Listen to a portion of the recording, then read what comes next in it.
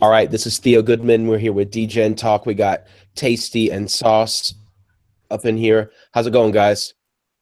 Pretty good. Good, good. Excellent. All right, we got Thursday night football, NBA. I think there's also some hockey games tonight. Getting close to Christmas, but there's still a lot of games going on. What do you guys think about the line movement that just happened on the Thursday night football game? We had Giants were the favorites -2.5, and now they're dogs +1. Yeah, we got some interesting movement there. I mean, the Giants started out, what's that, -3.5, -4.5, and we've seen it put all the way down now. So, we're looking to definitely see some type of ripple effect during the game where there's going to be an odd course of events which tend to sway what happens. But I think in terms of, the matchup, pretty solid. We have a 5-game differential that we looked at this morning in terms of what, the matchup looked like previously, even though the teams are not the same. But it's going to be a wild game, I believe. All right. Yeah. What do you Yeah. think, Tasty? One of my friends always told me that Vegas always knows more than the average bettor. And when the line moves a lot, like, for example, the NBA, the Houston Rockets, what was it? The line was actually for the Cavs. It was like the Cavs versus the Bucks, and the line was set at like -2.5. And the game before, the Cavs were set at like -8.5 against like an equally like level team. But one of the things was that, like, why is the line so low? People are just going for that line, going for that line. Bucks wiped the Cavs out. I think this was like 2 weeks ago. We all probably remember that. But when the line moves too, is just like, what kind of things does Philadelphia have to like come back at the Giants with? And right now, like Lane Williams, I think his name was, the guy. He's coming back to right tackle. It could probably open up more holes for Darren Sproles. I think he's coming off concussion or something, but I don't know. I honestly think the Giants are going to win. I'm taking -1, -2.5. Just because the Giants have like a very like their red zone defense is like I think it was like some stat. It was like 43% of the time anyone gets in their red zone, like they prevent touchdowns or only. I think it was something like that. It was like number one rated. And like I just saw their last 5 games were under like 35 points too. So they've got and also it's like cold. I don't fucking know. Like it just seems like Well, the Eagles did fail at least twice in the red zone. I watched that game, but I Yeah, that was remember nuts. specifically.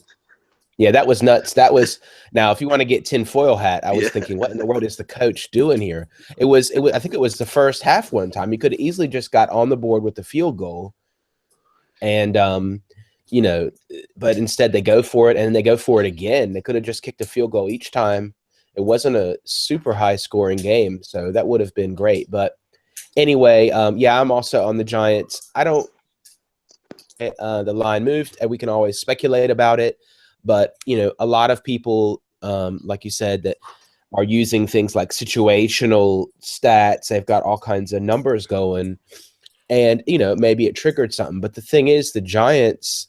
I think I posted it in the Telegram. They don't really look that great on paper on some of the stats. They're not ranked really high in points per game. They're not ranked really high in a lot of these stats that you would think, and they're they're second in the division behind the Cowboys. So I still like the Giants. I think they have Eli Manning. Yeah, he's getting up there in age and all that, but and defense. I'm gonna go with that. Actually, so I'm gonna go teaser. Now you get +1, so I'm gonna go 6 points. It makes it Giants +7, 48 as a teaser. Giants +7. Well, yeah, I'm going to tease it out. That's a teaser, 6-point teaser. Yeah, So yeah. I got to hit both under 48 and the +7. Yeah, I'm going to go the other. I mean, the steam moved, in the direction of the money came in on Philly, but the line went to the plus. So I'm just going to go with that instead of going the other way on Philly. We were just looking at as far as the movement because I missed the move. If we would have been paying attention, we could have arbed this today. I mean, you could have played both sides today if you were on the ball and watching the lines, really actively. But how I'm going to do it. I'm also going to go under 7.5 first quarter. I don't think this is going to be a real high scoring first quarter. I think it's about even. It's about minus 120 or something. You're gonna wait for the teams probably try to feel each other out and maybe go back and forth a little bit. No, I'm gonna go pregame with first quarter, and okay, nice. And but yeah, sure. I'll watch it. I'll watch the first quarter, see what's going on, and we can go with that. All right, Sauce, are you looking at anything tonight? Are you looking at NFL or any other sports? Yeah, I think what I'm looking to do, just as a value proposition, seeing the way that the Giants line did travel, I think, like a couple of guys said, there's some relevant money being bet on Philly, and I think a lot of people are now, because of the wonkiness, I should say, that's happened in the NFL over the past couple of weeks. I think people are trying to latch on to that dog feeling, and they're trying to get a little bit out of their money. And I think that's what the line is showing here in terms of what people are doing, but tendencies tell me that I'm going to probably roll with an alternative over here. I'm going to be looking to probably take Giants -9 plus 333. That's not bad. I like it. I like it. That's like that's just selling points. That's it's kind of like a pleaser in a way. I don't know if you guys have ever done pleaser. It's the opposite of a teaser. But yeah, I like that. Going bold like that. Yeah, maybe -7. -7 still is out there with plus 275. So that's still a one touchdown. I think if we're gonna give Giants the credit that they deserve with the line being what it is, I mean, you have -6 at plus 225. You have -5 at plus 180. So I gotta kind of get a bang for my buck. I don't feel like I'm doing them justice by taking them on the plus for value.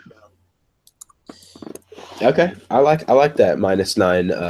That's bold, but yeah, I could see that. Touchdown and a field goal, 3 field goals, get a push.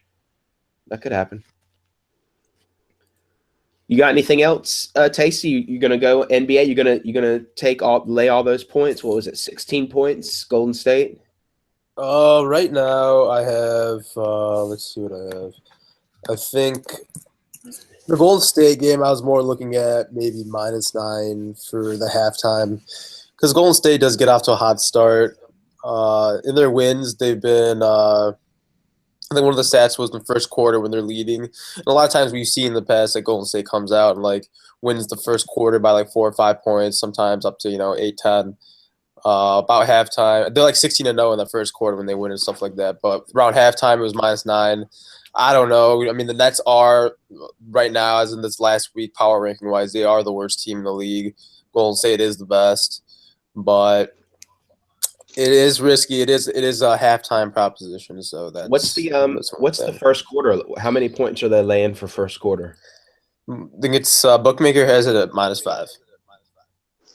Oh, that's pretty solid. Well, yeah, I would, if anything, I think that or watch it live, see if you can get anything. But yeah, I think first quarter -5. That sounds all right. I like that flow factor. So the way I look at the quarter flow factor on that is if we see Brooklyn is going to get out to a head start on that quarter, it could possibly line up for an ultimate disaster for Golden State at the end of the game.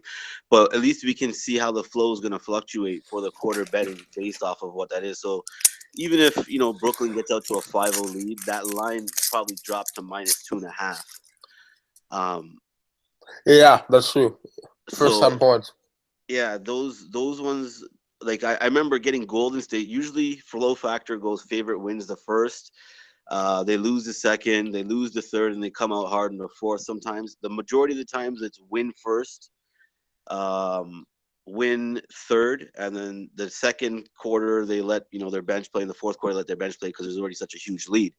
And that's why the underdog are normally very favored in quarters 2 and 4. It's more tendent that their players would still be playing in the second quarter, trying to make up for the deficit that the Stars put on them in the first quarter. So, but then again, it's very hard to take Dallas versus Cleveland, Dallas -140 to win the quarter when you're thinking how can they beat Cleveland? But this stuff, the line is out there. It's made like that for a reason. It's positioned like that for them to know. I mean, it's too coincidental that these underdogs are winning the quarters they're supposed to when the line is minus 140, but the favorites can't really come through and just like completely blow them out in four quarters, right? Mm-hmm. So it's a flow thing I look at, but I definitely like underdogs to win second and fourth quarter because the difference is always there. But the line, like I said, it's just not valued enough. Orlando down by 10 points. Yeah, they're going to come up, make up the deficit, win the fourth quarter, but it's minus 160. It's actually a very So- good point with the flow you're saying. It was you said it was as far as quarters 1, 2, 3, and 4. It goes win, loss, and then win, loss, win. If I can remember right, it was posted on the Telegram. Yep, that was the one. Yeah, because I noticed that with Golden State and Cleveland, Toronto, Houston, not necessarily San Antonio, but I've noticed that in the fourth quarter, if they have like a hefty lead, like 10, 15 points, actually 15, 20 points or something, fourth quarter will generally be around tied, if not the underdog winning, because they'll have their starters in, or they'll probably have their bench just playing, and they just cash the game in and just say, forget it. We're going to chalk this up as a loss. What else did I say? Also, another thing I noticed is San Antonio. Does San Antonio follow those kind of trends? Have you seen or no? Yeah, San Antonio is ridiculous in the third quarter. I think they coast a lot in the fourth, which is why a lot of teams come back and try and position themselves to look like they're going to win in the fourth against San Antonio specifically. But what they have is a resilience to just, at any given time, turn up the heat. Yeah. And that right there is, one of the things I said before is that it's hard to always see a team winning four quarters. The teams that I have seen win four quarters, not all the time, but on a more often basis when I'm watching them, is definitely Houston Rockets and San Antonio. Okay. San Antonio Spurs. They're consistent. They are very consistent in winning all quarters, but hence why they're minus 280 each quarter. I didn't realize that. Like, not against teams like Clippers, I guess, or Golden State, but they still can really make those teams look like they're shitting the bed when really they're just playing amazing, and Golden State's not able to hit a three ball. Like, so what? Yeah. That's the whole thing about Golden State. They had last year they had an arsenal of three ball, like, these attempts where now you have KD coming in. You're spreading the ball, you're having to limit your shots, who's the go-to now? There's a variety of factors that change the flow of why. And I remember last year, I know I'd said previously dogs win the fourth quarter because it's designed like that, because the star team's playing complete D League or whatever players, and the starters are still playing for the dog team on the fourth quarter. But Golden State was one of those teams last year because of how confident they were in shooting, where they were plus 300 in the fourth quarter and they were winning those type of lines, where I was seeing that consistently last year. Really? They were dominating fourth quarters, right? Okay. It seems like nowadays they're always, I wouldn't say struggling to win the fourth quarter because the whole game they're up. But when you look at the per quarter betting, Golden State really doesn't put a whopping on the fourth. It's really the first quarter where they just, put that 20-point lead on. And it's like, what are you going to do? Yeah. If you don't respond, it's going to grow to 30, 40, 50 by the end of the game. And if you respond, you can hopefully maintain them to their 10-point lead and hopefully keep that all game if you're lucky. Houston's pretty similar, aren't they? Do you guys have any pregame picks for NBA today? I like the Lakers personally. If I was to give out a pick before the game starts, yesterday I picked Minnesota before the game start. That was a squeezer all the way through, and I personally don't feel like I'm winning a game unless it's a squeezer because I know I bet the right side. If you bet an underdog and you see the game coming down to the wire, I mean, like, for example, going back to hockey, if you have minus 300 Pittsburgh Penguins, the score should be 3-0 in the first period. If it's a 1-0 game or a 1-0 game going into the third period, you can either expect them to lose by getting tied in overtime, or the underdog's going to pretty much score 2 goals and Pittsburgh's going to lose that game, because there's no way those lines should be like that. And, Pittsburgh should be able to just progress to the third period with only 1 goal. I mean, it doesn't really make sense. So from what I've seen, it's, Minnesota had that edge yesterday, and I liked Washington. Now Washington did that funky move on Chicago where they went down by 15. The line was at plus 900, and then they chopped it down and limited it to 3 points before halftime, and then eventually took the lead after halftime and blew them out in the fourth quarter, or coasted in the fourth quarter. So, going with that whole theory, I like my one dog play, and the one low key play I like for today is that Lakers game, very low key. Yeah, Lakers money line, or are you going to take the points? money line. Okay, right on. Okay, Tasty, you got a pick for today pregame? I would take. Let's see. Originally, I was looking at Boston Celtics over the Pacers, and the Spurs money line over the Clippers. But right now, I just don't think because the Celtics have Isaiah Thomas back in the lineup. I think the last time the Celtics and the Pacers played, I believe the Celtics might have beat the Pacers by more than 10, but they didn't have Paul George, I believe. So that's one thing. Also, note that the Clippers and Spurs, the Clippers are very used to not playing with Blake Griffin. Note how in their matchup with the Nuggets, I think on Tuesday, they had a double-digit lead and they secured that win. Because I think instead of having two big guys on the court with DeAndre and Blake Griffin, they just had their shooting, I think, more spread out. But the Spurs are 15-1. One of the stats that gets thrown around all the time is that the Spurs are 15-1 against the spread on the road. They have rests.